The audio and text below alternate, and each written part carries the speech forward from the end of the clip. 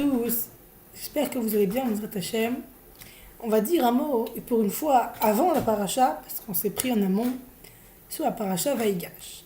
Alors mes amis, écoutez bien, et on y va.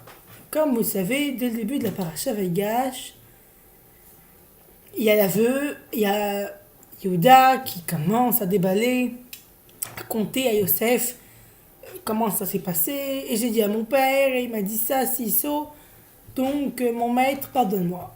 Yosef, ému plus que tout, lui accorde crédit et dit ok, shalom, on fait la paix, je suis Yosef, je suis ton frère, et là, tremblement de larmes, et l'histoire se finit positivement.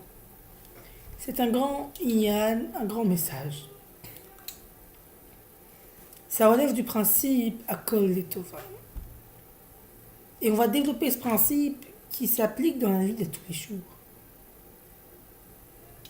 Je rappelle qu'à la base, ils ont vendu leur frère pour qu'il arrive au final dans une position qu'il devait arriver. Et comme on l'a dit dans un cours précédent, il devait arriver obligatoirement.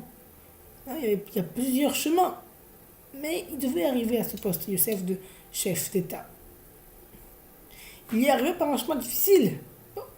Mais là, ils ont compris, Akol les Tova, Akol les Hakadosh Baruch Hu, tout seulement d'Hachem.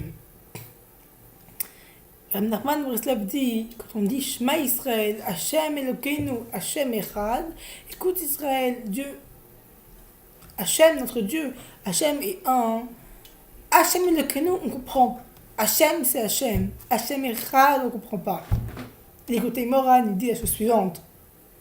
Parce que Hachem Echad, Hachem est un, ça veut dire les choses négatives et les choses positives que nous on perçoit, c'est Hachem. Hachem est là.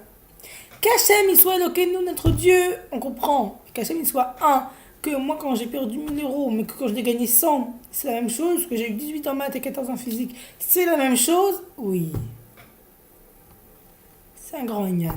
Ça relève aussi une fois une sidra du Rabbi Lubavitch qui disait la Emouna, c'est de croire en Hachem.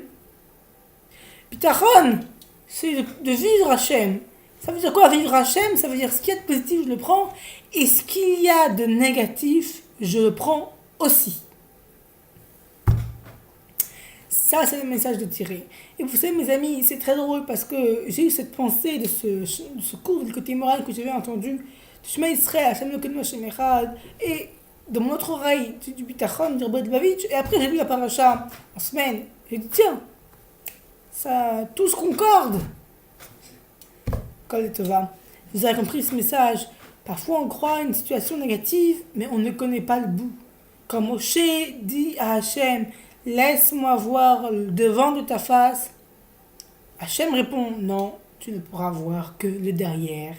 Sur ce, mes amis, passez un bon Shabbat, Shabbat Shalom. N'oubliez pas le jeûne du 10 Tevet qui sera mardi. Et on aura l'occasion de faire un Dvar sur ce jeûne, mais aussi sur le grand événement exceptionnel de la Hila, de Moreno Arav, Rabbi Nathan de Breslev, le fidèle élève de Rabbi Nachman. Shabbat Shalom.